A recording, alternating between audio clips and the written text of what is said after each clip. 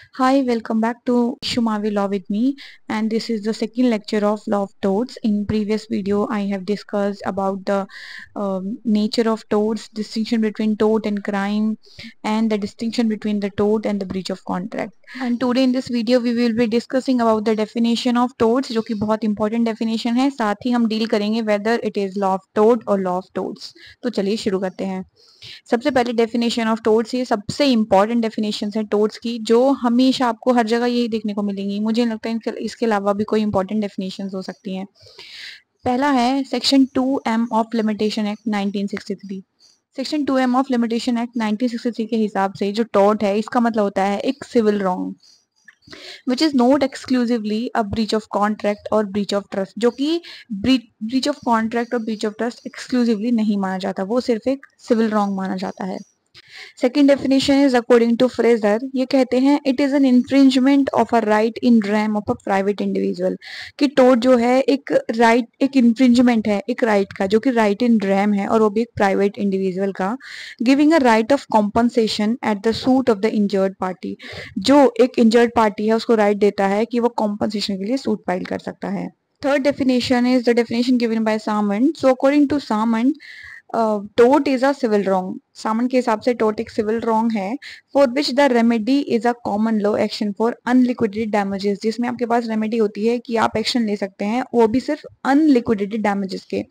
unliquidated damages वो damages होते हैं जो predetermined नहीं होते, यानी वो पहले से fixed नहीं होते, and which is not exclusively the breach of contract और द ब्रीच ऑफ ट्रस्ट और अदर मेरली इक्विटेबल ऑब्लिगेशन. क्या कह रहा है कि ये क्या नहीं है, सिर्फ ब्रीच ऑफ कॉन्ट्रैक्ट और ब्रीच ऑफ ट्रस्ट नहीं है, ये एक सिविल रॉन्ग है जिसमें आपके पास राइट होता है कि आप कॉमन लॉ में अनलिक्विडेड डैमेजेस के लिए एक्शन ले सकते हैं.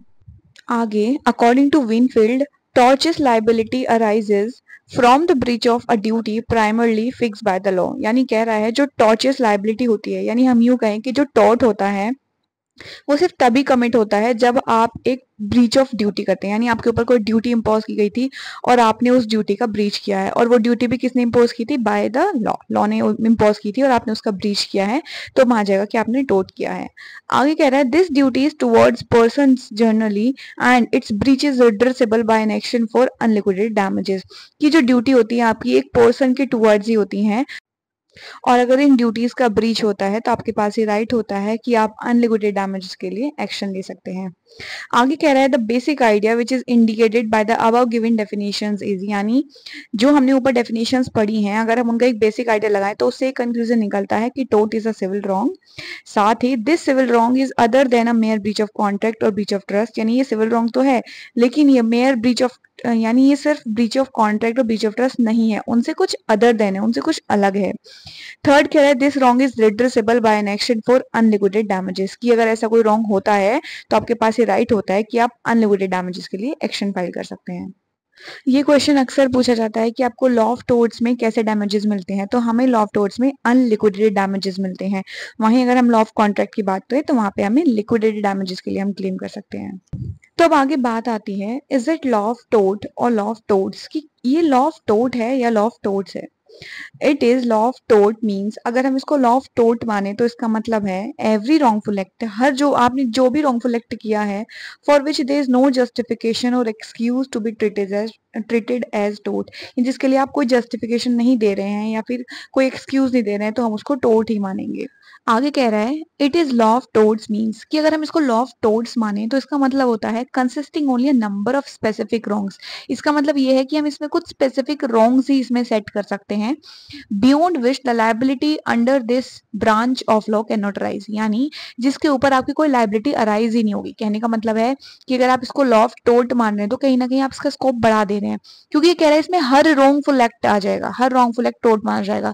लेकिन लॉ ऑफ टोर्ट्स कहता है कि कुछ स्पेसिफिक रॉन्ग्स ही टोर्ट हो सकते हैं. जैसे लॉ ऑफ टोर्ट्स में हम क्या पढ़ते हैं कि आप कोई स्ट्रिक्ट लाइबिलिटी हो गई या फिर न्यूसेंस कर दिया आपने या फिर डेफर्मेशन कर दिया, तो मतलब इस पर्टिकुलर रॉन्ग्स की बात कर रहा है लॉ ऑफ टोर्ट्स की, यही स्पेसिफिक रॉन्ग्स होते हैं. जबकि लॉ ऑफ टोर्ट कह रहा है नहीं नहीं, और भी रॉन्ग्स टोर्ट में आ सकते हैं. अब जो हमने कंट्रोवर्सी पढ़ी है लॉ ऑफ टोट और लॉ ऑफ टोट्स की, इसमें फर्दर कंट्रीब्यूट करते हैं विनफील्ड और सामंड। विनफील्ड कहते हैं इट इज लॉ ऑफ टोट। विनफील्ड के हिसाब से ये सिर्फ लॉ ऑफ टोट होता है, यानी लॉ ऑफ टोट मतलब इसमें हम कई सारे रॉन्ग्स इंक्लूड कर सकते हैं, जैसे जैसे रॉन्ग्स होते जाएंगे हम उनको स्पेशल टाइटल देके इसमें डाल सकते हैं।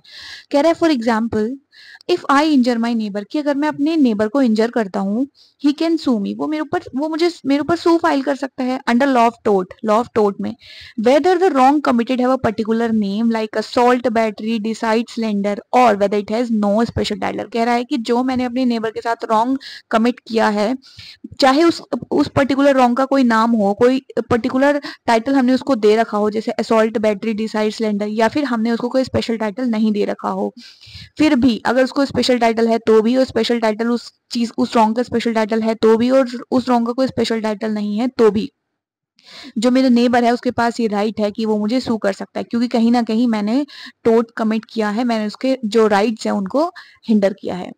And I shall be liable if I can not prove lawful justification, और मैं उस चीज के लिए लाइबल होऊंगा ही अगर मैं उसके लिए कोई लॉफुल जस्टिफिकेशन प्रूव नहीं कर पाता हूँ।